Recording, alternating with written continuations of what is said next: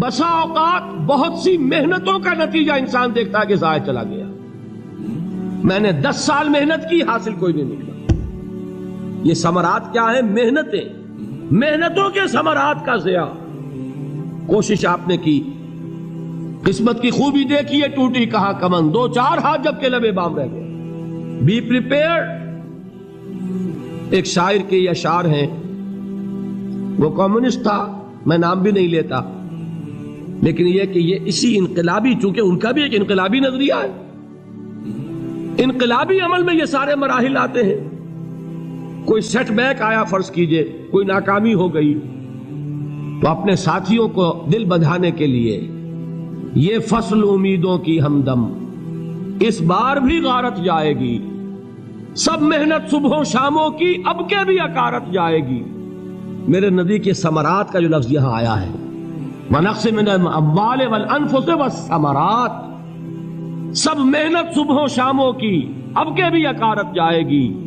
دھرتی کے کونوں کھدروں میں پھر اپنے لہو کی کھاد بھرو، پھر مٹی سینچو اشکوں سے، پھر اگلی رت کی فکر کرو، پھر اگلی رت کی فکر کرو، جب پھر ایک بار اجڑنا ہے۔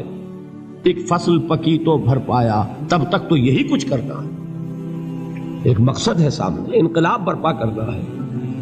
ایک کوشش ناکام ہو جائے کوئی پرواہ نہیں، نیکسٹ، پھر تیار رہو ناکامی کے لیے۔ ایسا نہ ہو جو انگریزی میں کہتے ہیں hope for the best but be prepared for the worst. ایسا نہ ہو کہ دوسری مرتبہ ناکام ہو کے بددل ہو جاؤ، تمہاری ہمتیں جواب دے جائیں، نہیں، پہلے سے تیار رہو کہ دوسری مرتبہ بھی ناکامی آئے تو آئے، لیکن جب تک کہ کامیابی حاصل نہیں ہوتی ہمیں یہ کام کیے چلے جائیں۔ دیکھیے سیرت میں آیا کہ نہیں یہ واقعہ؟ بدر میں مسلمانوں کو فتح ہوئی تو احد میں زک پہنچی کہ نہیں؟ 70 صحابہ شہید ہوئے کہ نہیں؟ اگر ان کی ہمتیں جواب دے جاتی تو گاڑی کیسے چلتی آگے؟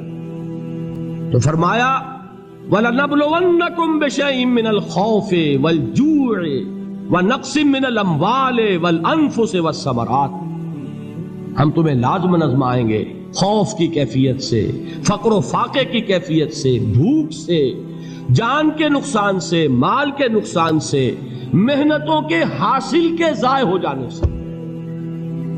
وَبَشِّرِ الصَّابِرِينَ، اور اے نبی بشارت دیجئے صبر کرنے والوں کو۔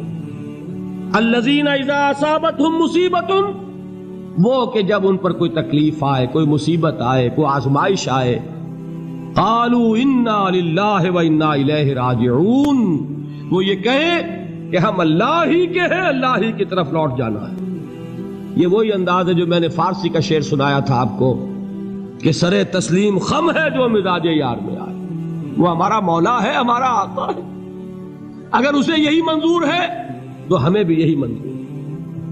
میں نے تسلیم و رضا کی بات کی تھی نا، آپ کو کچھ شعر سنائے تھے، ایک شعر اور سنیے، اور یہ کس کا ہے؟ محمد علی جوہر کا۔ ایک مرتبہ جیل گئے، ان کی ایک بیٹی جوان بیمار ہوئی، فوت ہو گئی،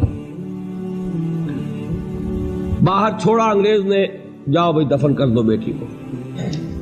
دوسری مرتبہ جیل گئے، دوسری جوان بیٹی اسی مرض میں مبتلا ہوئی۔ اب یہ جیل میں ہے، خبر پہنچی کہ دوسری بیٹی کے اوپر بھی اسی مرض کا حملہ ہوا ہے۔ ایک نظم لکھی ہے جس کا آخری شعر یہ ہے، تیری صحت ہمیں منظور ہے لیکن اس کو نہیں منظور تو پھر ہم کو بھی منظور نہیں۔ یہ ہے، جب تک یہ کیفیت نہ ہو اس میدان میں آدمی ثابت قدم نہیں رہ سکتا کہ میرے رب کو اگر یہ منظور ہے تو یہی مجھے منظور ہے، اور تیری صحت ہمیں چاہیے تو ضرور، لیکن ہمارے رب کو منظور نہیں تو ہمیں بھی منظور۔ راضی برضائے رب۔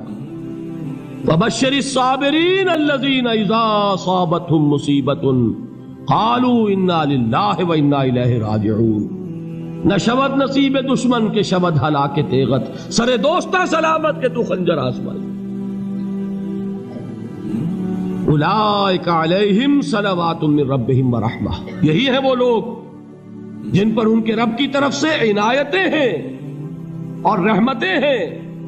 وَأُولَٰئِكَ هُمُ الْمُهْتَدُونَ، اور یہی ہے وہ لوگ جو کامیاب ہونے والے ہیں، ہدایت پانے والے، ہدایت یافتہ۔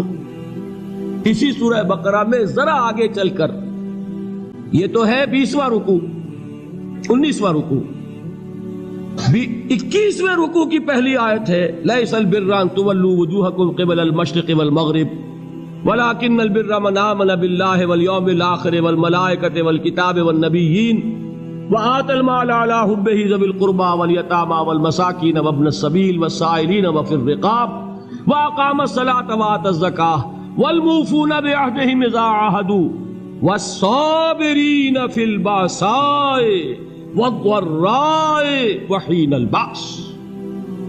اب یہ آیت جو ہے سورۃ العصر میں جو مضامین آئے تھے سارے اس میں موجود ہیں. وہاں ایمان کا لفظ آیا، یہاں 5 ایمانیات کی تفصیل آ گئی، اعمال کی تفصیل آئی، اور آخری بات وہاں کیا ہے وتواصوا بالصبر، اور یہاں کیا ہے والصابرین فی البأساء والضراء وحین البأس. اور صبر کرنے والے، اصل نیکی ان کی ہے جو صبر کریں. کس میں؟ جنگ کے وقت. ذرائے باسائے، باسا کہتے ہیں فقر اور فاقہ. واحد آئے گا باس تو اس کے معنی جنگ، اور باسا جمع میں آئے گا تو فاقہ فقر بھوک. اور ذرائے جسمانی تکلیف، ضرر جسمانی تکلیفوں میں صبر کرنے والے، فقر اور فاقے میں صبر کرنے والے، اور جنگ کے وقت صبر کرنے والے. اولئک الذین صدقوا واولئک هم المتقون.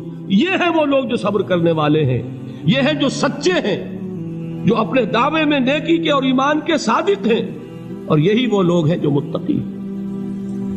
اگلی سورت ہے سورہ آل عمران، اس میں 2 لفظ آئے ہیں. آخری آیت یا ایھا الذین آمنوا اصبروا وصابروا ورابطوا واتقوا اللہ لعلکم تفلحون. دیکھیے یہاں صبر اور صابر جو تعلق جوہد اور جہاد کا ہے وہی ہے صبر اور مصابرت. صبر ایک طرفہ عمل ہے، آپ جھیل رہے ہیں، برداشت کر رہے ہیں. صبر علی المعصیہ، صبر علی الطاعہ، صبر علی الابتلاء، یہ سب کیا ہے؟ صبر. اور مصابرت کیا ہے؟ صبر کا صبر سے مقابلہ. یہ سورہ آل عمران اب وقت نہیں ہے، میں آپ کو سناتا اللہ تعالیٰ نے کیسے کیسے مسلمانوں سے کہا. مسلمانوں تمہیں زک پہنچی ہے تو انہیں بھی تو پہنچی تھی. ان کے 70 نہیں مارے گئے تھے بدر میں؟ ان کے حوصلے جو ہیں وہ تو پست نہیں ہوئے، وہ اگلے سال آ گئے تم پر چڑھائی کر کے. تم کیوں اتنا برا مان رہے ہو؟ تمہارے دل اتنے زخمی کیوں ہو گئے؟ تمہیں تکلیف پہنچتی ہے تو انہیں بھی پہنچتی ہے. اپنی غیرت جو ہے ہمیں ذرا اس کا جائزہ لینا چاہیے. لوگ باطل نظریات کے لیے کتنی قربانیاں دے رہے ہیں، لوگ باطل چیزوں کے فروغ کے لیے کتنی محنتیں کر رہے ہیں. جیسا کہ میں نے ابھی کہا تھا، اسی غیرت کو چیلنج کرنے کے لیے، ذرا آپ کی حمیت دینی کو جوش دلانے کے لیے، قادیانی نوجوان کتنی تعداد میں اپنے آپ کو دین کے لیے وقف کرتا ہے، اور آپ کتنے نوجوان ہیں جو اپنے آپ کو دین کے لیے وقف کرتے ہیں، اور ہوں وہ کھاتے پیتے گھرانوں کے لوگ. یہ نہیں ہے کہ اگر کوئی اور کام نہیں کر سکتا تو پھر یہ ہے کہ وہ دین کے کام میں لگ جائے. باصلاحیت لوگ، کھاتے پیتے لوگ، ذہنی استعداد رکھنے والے لوگ، اونچے گھرانوں کے لوگ، وہ وقف کریں اپنے آپ کو دین کے لیے. اس کے بغیر کیسے بہار آ جائے گی، کیسے رونق آ جائے گی؟ تو دنیا میں باطل نظریات والے جو ہیں، یہ بات کہی گئی ہے مسلمانوں تم اگر توحید کے لیے لڑ رہے ہو، دیکھتے نہیں ابو جہل کو، اس نے گردن کٹوائی ہے شرک کے لیے، شرک کے لیے گردن کٹوائے، اور تم توحید کے لیے گردن کٹوانے کو تیار نہ ہو. اس نے گردن کٹوائی کہ نہیں کٹوائی؟ اور کس طرح کٹوائی ہے؟ جو کہ بڑا متکبر قسم کا، فرعون قسم کا شخص تھا. جب گردن کاٹنے لگے تو کہتا ہے ذرا نیچے سے کاٹنا، تاکہ جب تم نیزے کے اوپر چڑھاؤ میرے سر کو تو اونچا نظر آئے، معلوم ہو سردار کا سر. وہ بدبخت مرتے ہوئے بھی جو اس کی کیفیت تھی نا، اس کو ذہن میں رکھیے.